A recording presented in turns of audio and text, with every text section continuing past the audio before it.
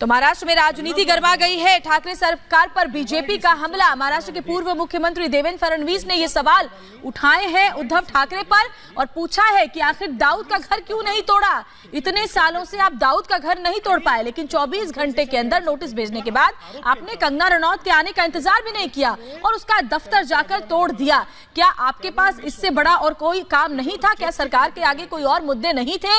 उन्होंने कहा कि लोगों की कोरोना से जान बचाई जा सकती थी, लेकिन आपने कोरोना पर नहीं कंगना पर ध्यान दिया।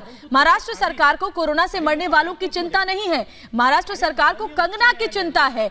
दाऊद का घर तोड़ने नहीं जाते और कंगना का घर तोड़ देते हो। ये तमाम सवाल देवेंद्र फडणवीस ने पूछे हैं महाराष्ट्र सरकार से। उद्धव ठाकरे से ये सवाल किया है कि क्या आपको ऐसा नहीं लगता कि आपको कंगना से नहीं कोरोना से लड़ना चाहिए, क्योंकि महाराष्ट्र में जिस तरीके से कोरोना बेकाबू हो चला है, सरकार देवेंद्र फडणवीस सीधे सीधे सवाल पूछ रहे हैं। देवेंद्र फडणवीस महाराष्ट्र के मुख्यमंत्री रह चुके हैं। देवेंद्र फडणवीस महाराष्ट्र को अच्छी तरह से जानते हैं। देवेंद्र फडणवीस कह रहे हैं कि बीएमसी ने कंगना के घर पर दफ्तर पर हथौड़ा चला दिया, दाऊद के घर पर हथौड़ा चलाने की हिम्मत है। देवेंद्र फडणवीस सीधे सीधे उद्धव सरकार से सवाल पूछ रहे हैं। कंगना रनौत के घर पर दफ्तर पर जिस तरह से हथौड़ा चलाया गया और जिस तरह से हमारे सहयोगी अनुज को गिरफ्तार किया गया, उस पर भी देवेंद्र फडणवीस बोल रहे हैं। देवेंद्र फडणवीस बोल रहे हैं कि किस तरह से एक पत्रकार की आवाज दबाई जा रही है, किस तरह एक पत्रकार को उसका काम नहीं करने दिया जा रहा है। सवाल पूछने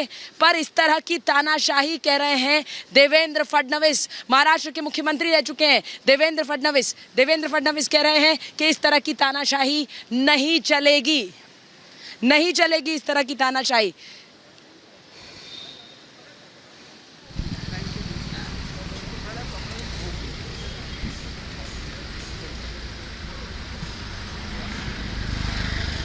मुंबई में कोई पहला आदमी मिला होगा पंजाबी बोलने वाला, बड़ी खुशी हुई। तो ये देखिए, साफ तौर पे देवेंद्र फडणवीस ये पूछ रहे हैं कि आखिर इस तरह की कार्रवाई क्यों की गई। देखिए, उद्धव सरकार ने जिस तरह से कंगना के दफ्तर पर बीएमसी के जरिए बुलडोजर चलवाया, ये बताने की कोशिश की कि अगर कोई सरकार के रवैये पर सवाल उठाता है, मुंबई पुलिस पर सवाल उठाता है, तो फिर कैसे हम उसको खामोश करने की कोशिश करते हैं। और इसी पर इस वक्त तीखी प्रतिक्रिया दी गई है महाराष्ट्र के पूर्व मुख्यमंत्री देवेंद्र फडणवीस की ओर से। वो ये कह रहे हैं कि कंगना का घर गिरा दिया, दफ्तर आपने तोड़ने की कोशिश कर ली, लेकिन दाऊद का दफ्तर पर क्यों नहीं आपने इस तरह के बुलडोजर चलाए। यानी साफ तौर पे बदले की यह कार्रवाई, जिस पर एक बड़ा जवाब इस वक्त देते हुए महाराष्ट्र के पूर्व मुख्यमंत्री देवेंद्र फडणवीस, जो सीधे सीधे उद्धव सरकार से पूछ रहे हैं कि कैसे बीएमसी का बुलडोजर चल गया कंगना रनौत के दफ्तर पर। यही कार्रवाई अगर आपको करनी होती है तो फिर दाऊद के घर पर क्यों नहीं ये बुलडोजर चला। और इसीलिए अहम ये कि जिस तरह से हमने देखा कि कंगना ने सच की आवाज़ उठाई, कंगना ने वो मामले उठाए जिसके तहत सुशांत सिंह राजपूत को इंसाफ मिले।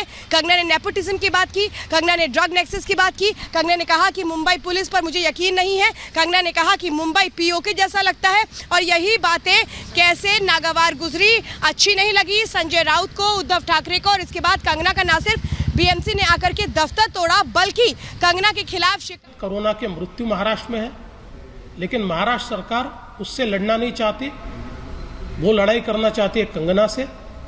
और मैं तो उनको इतना कहना चाहता हूँ, आप अपनी जितनी क्षमता कंगना के पीछे लगा रहे हैं, उसमें से 50% भी क्षमता अगर कोरोना के पीछे सीरियसली आप लगाएंगे तो शायद लोगों की जान हम बचा पाएंगे। ये जो चल रहा है वो तो बड़ा अनाकलनीय है। उनको जो इंक्वायरी करनी है वो करती रहे, जो करना है वो करे। इससे पहले मुंह पे गिरे, बार बार मुंह पे गिरेंगे। लेकिन मेरा अपना मानना है, अभी जो कंगना का इशू है उससे इम्पोर्टेंट इशू ये कोरोना का इशू है, ऐसा सरकार को समझना चाहिए। देवेंद्र जी एक प्रश्न आता है कि कंगना रनावत प्रकरण फोटो के ध्रुवीकरण के लिए क्या बिहार में राजपूत फोटो के ध्रुवीकरण के लिए पहले सुशांत राजपूत और फिर बाद में कंगना रनौत के मुद्दे को उठाया गया और कंगना रनौत बीजेपी की प्रवक्ता की तरह बीजेपी की लाइन पे बोल रही है। देखिए भैया, कंगना का मुद्दा तो बीजेपी ने नहीं उठाया, क्या जरूरत थी? आप क्यों ऐसा बयान देते हो कि उन्होंने मुंबई नहीं आना चाहिए, आप क्यों बयान देते हो उन्होंने ऐसा करना चाहिए? पूरी आपकी सिस्टम क्यों लग जाती है? मुद्दा बड़ा क्यों हुआ? कंगना तो कोई राष्ट्रीय नेता नहीं थी, कंगना तो कोई ऐसा विषय नहीं था कि जो राष्ट्रीय स्तर पर चला जाए। आपने उसको बड़ा किया, आपने उसके घर जाकर तोड़ा। अब रोज शिवसेना के नेताओं के किसके किसके घर अवैध है, किसके ऑफिस अवैध है, चीजें बाहर आ रही है।